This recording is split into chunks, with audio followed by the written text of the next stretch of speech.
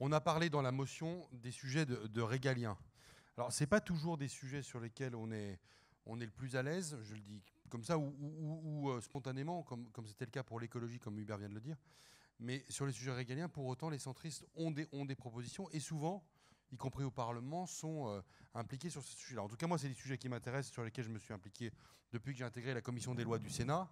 Et je vais vous en parler quelques minutes, parce que nous n'avons pas énormément de temps pour le faire.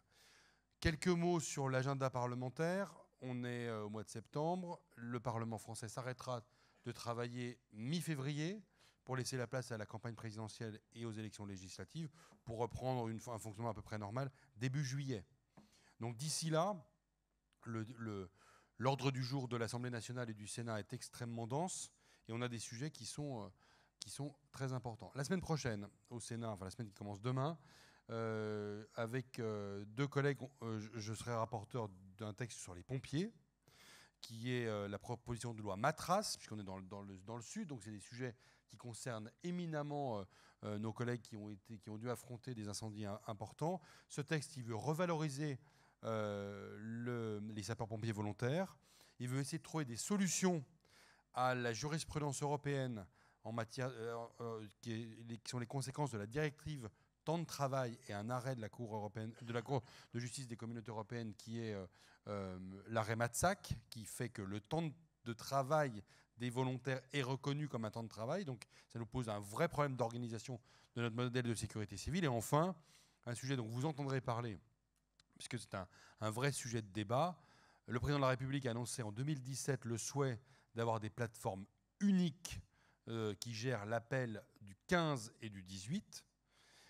Et aujourd'hui, c'est une vraie difficulté en France, puisque nous avons un éclatement de la gestion de l'appel. Et en Haute-Savoie, depuis 20 ans maintenant, nous avons une plateforme commune qui gère ces appels d'urgence et qui fonctionne. Donc c'est un sujet qui touche à la compétence des départements, qui touche à la vie quotidienne des Français, et que nous essayerons de faire progresser avec l'examen au Sénat et une commission mixte paritaire qui se réunira dans quelques semaines maintenant. Deuxième sujet, les conséquences de la décision du Conseil constitutionnel sur le projet de loi sécurité globale.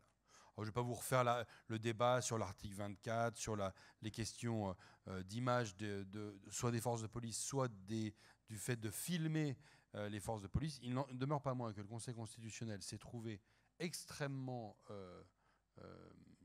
pointilleux, Charles, sur la rédaction même de ce projet de loi. Et donc nous aurons un texte d'abord chez vous, je crois cette semaine, puis chez nous ensuite, et dont je serai l'un des deux rapporteurs, pour faire un certain nombre d'adaptations de la loi sécurité globale, enfin tenir compte, tirer les conclusions de la décision du Conseil constitutionnel. Il y a une vraie difficulté, c'est que le Conseil constitutionnel a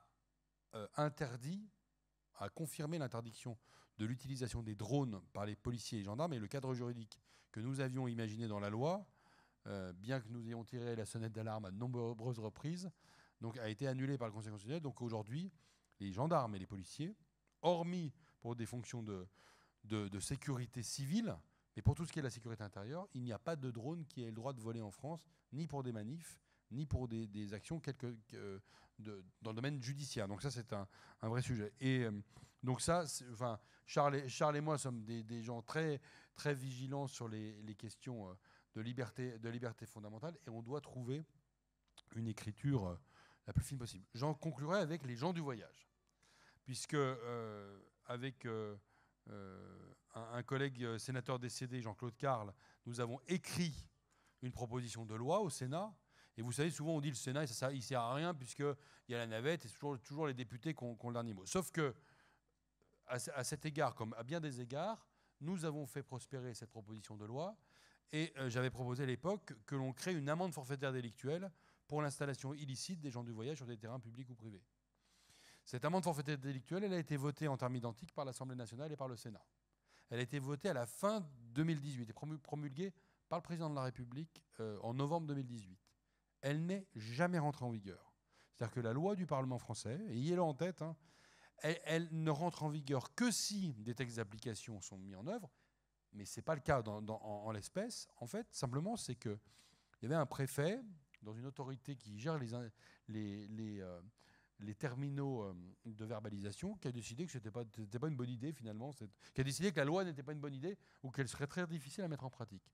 Et dans son discours de clôture du Beauvau de la sécurité, le président de la République a annoncé la mise en œuvre de ces amendes forfaitaires délictuelles dans le cadre de ces installations illicites. Alors j'en parle spécifiquement aux élus locaux que vous êtes, et qui sont nombreux ce matin, pour vous dire qu'à partir des jours qui viennent jusqu'à Noël, il y aura pas une expérimentation, mais une mise en œuvre dans un certain nombre de territoires, et que dès le mois de janvier, dans nos territoires, les forces de police et de gendarmerie, les maires, puisque l'amende forfaitaire délictuelle peut être mise en œuvre par un officier de police judiciaire, eh bien vous pourrez utiliser cette nouvelle arme contre honnêtement cette réalité qui pourrit la vie des élus locaux, qui sont ces stationnements illicites.